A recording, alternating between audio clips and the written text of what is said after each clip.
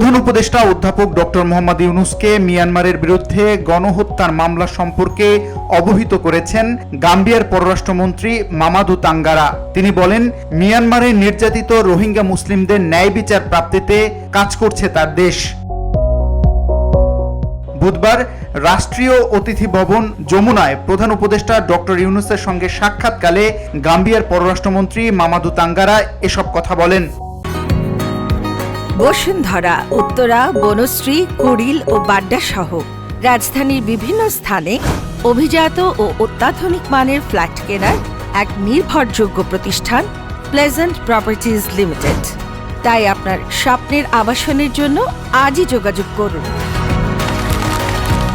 Pleasant properties limited, where destiny matches eventually.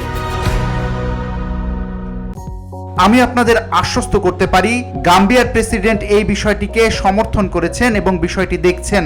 আমরা এই বিষয়টিকে আবার সঠিকভাবে উপস্থাপন করতে চাই। তিনি বলেন, গাম্বিয়ার প্রেসিডেন্ট এবং গাম্বিয়ার জনগণ এ বিষয়ে প্রতিশ্রুতিবদ্ধ। প্রধান উপদেষ্টার প্রেস উইং জানায়, অধ্যাপক ইউনূস রোহিঙ্গা জনগোষ্ঠীর পক্ষে কাজ করার জন্য এবং এই মামলায় সফল হওয়ার জন্য আফ্রিকান দেশটির অবিরাম প্রতিশ্রুতি ও অব্যাহত প্রচেষ্টার জন্য গাম্বিয়াকে ধন্যবাদ জানান। ডক্টর মোহাম্মদ ইউনূস বলেন, আমরা চাই এই মামলা সফল হোক। আমরা আপনাদের সমর্থন চাই। এটি আমাদের জন্য একটি বড় সহায়ক। মামাদু তাঙ্গারা অধ্যাপক ইউনূসের নেতৃত্বের প্রশংসা করে বলেন, তার কূটনৈতিক প্রচেষ্টা রোহিঙ্গা জনগোষ্ঠীকে মর্যাদাপূর্ণ জীবনযাপনে সহায়তা করবে।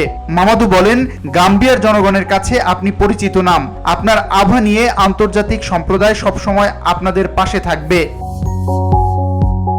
বাংলাদেশের অন্তর্বর্তীকালীন সরকারের প্রধান হিসেবে নতুন দায়িত্বে ডক্টর ইউনূসের সাফল্য কামনা করেন পররাষ্ট্রমন্ত্রী। তিনি বলেন, আমরা আপনার মহৎ কাজ এবং চ্যালেঞ্জিং যাত্রার সাফল্য কামনা করি। VOD Bangla news desk.